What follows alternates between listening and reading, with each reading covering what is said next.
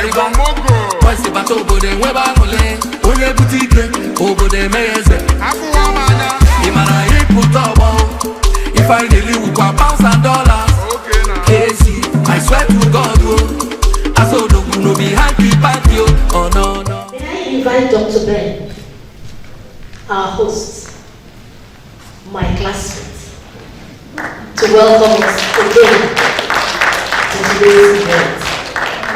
Once again, good morning everybody. I would like to welcome you to this event. I will just start by, describing who we are. GAPCA is Global Alliance for Pharmacy Compounding in Africa. I'm a pharmacist. I practice in the United States. I schooled in Jos. I did my first degree in University of Jos. I did my second degree in University of Lagos in pharmaceutics, department, and I got a PhD in formulation studies in Australia. And I relocated, or I jumped out from Australia to the US. Did all the programs and worked for Kroger's, worked for Walmart, and I decided to, be an entrepreneur and open my pharmacy. So with a PhD, what do I do in a retail pharmacy? I needed to do something more unique, more skillful, something that gives me more flexibility. So I had to bring in my knowledge in formulations, studies into compounding. And we did a lot of compounding in our pharmacy school in Jos as well.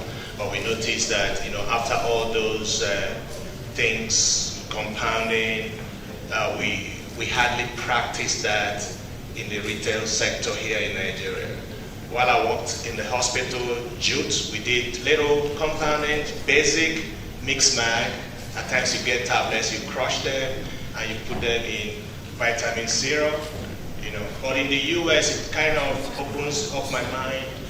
We have up to 5,000 standalone compounding pharmacies. In the city where my pharmacy is, currently, we are practically the only compounding pharmacy there. So you see the impact of compounding for the patients and for the pharmacies as well. It elevates the image, elevates my profile as a pharmacist. I have more respect, where I, practice as compared to when I was working with Walmart or Kroger as a dispenser, basically. And we have a lot of Nigerians in diaspora there in US who own their pharmacies as well, and they offer compounding services. So we try to come together that why can't we, create that awareness? Why can't we bring our ideas? Why can't we bring our skills and experiences to see how we can promote that here in Nigeria? So we have a coalition of, Nigerians in diaspora who are pharmacists who have come together under this. So last year we created a WhatsApp group. Interestingly, we have people from South Africa, Ghana, Kenya, Nigerians are the majority. There are all almost 600 within the community there. So we share, resources, stories about compounding, there. And we just felt it's time we can actually come together under one roof and bring the regulatory bodies, together. Let's see how we can chart, a way forward for compounding. I know some do compounding in the hospitals. We want to see how are we structured, and for compounding to thrive in this environment, we believe that the Pharmacy Council, that regulates the practice, has to be involved from the onset. We want to see how, just like clinical pharmacy was introduced into Nigeria by people who studied, clinical pharmacy in the US, we want to see how we can expand the scope of pharmacy practice, because pharmaceutical compounding is a pharmacy practice. Why can't we elevate that practice in the hospitals? Why can't we have it adopted, within the community pharmacy, which happens to be the face of pharmacy practice, basically. So we've been talking to the regulators, PCN. I'm very thankful that the registrar, understands our vision, and he also has a vision for compounding. I've told him it's going to be under his watch, it's going to be under his regime that we actually brought this compounding to the front burner. So he's going to be sharing that vision of the council. We believe that it is the role of the Pharmacy Council, to do that. So we've assembled some speakers. We've been planning this for 1 year. We had every hope that everybody was going, all our speakers are going to be in-house today, but somehow circumstances happen. So we have 3 of our speakers who will be sharing their presentation virtually, and we have more of the speakers are going to be,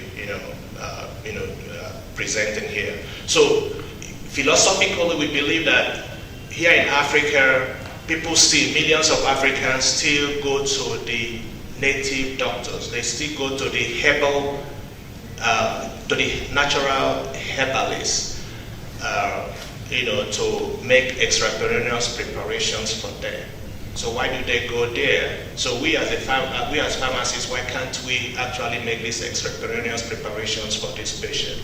So we've invited you, to come. Let's discuss. Some people have expressed their challenges. So and some people are actually experiencing successes in their practice. So we want to tap into that knowledge and see how we can actually help. So our goal is to raise at least 12 disciples from within here, who can champion this practice in Africa, in Nigeria. Interestingly, South Africa happens to be the only country in Africa that has a structured compounding ecosystem. When I say ecosystem, you have a relationship with the doctors, they are bringing in the prescriptions, you have the vendors that are supplying APIs, certified APIs, and you have the pharmacists who are doing that. So our goal, our vision, in GAPA is to see the possibility in the next 5 to 10 years to have that ecosystem developed in Nigeria, where we have the regulators, we regulate that ecosystem, we have the pharmacists, being motivated to go into compounding, and we have the, vendors that supply the APIs, to be the catalyst of that particular system. So we have seen that whole picture, and we're in touch with some international stakeholders within the industry. So this is a start, and we hope we can benefit from this. And I also want to appreciate the Nigerian Dermatological Association, or Association of Dermatologists. We believe that compounding is one aspect of pharmacy that can bring a good relationship between the healthcare providers and the pharmacists. So the pharmacists can do a lot for the dermatologists here in Nigeria, and we welcome them. This is Dr. Kikumbe. We welcome you to this event. We thank you, the registrar of South African Pharmacy Council, for taking the time to be here. Thank you so much, sir. And my registrar, I welcome you. So thank you, everybody. Our keynote speaker is supposed to be here, but we're not as powerful as the minister, the Federal Minister of Health. The Federal Minister of Health had to, pin him down in Abuja to make a presentation. He just flew in from US. He would have been here. So we're going to open the floor for him to make his presentation. Then after that, we just, thank you so much for coming. God bless you. Them say na money, if you show you jolly, if you day where we party.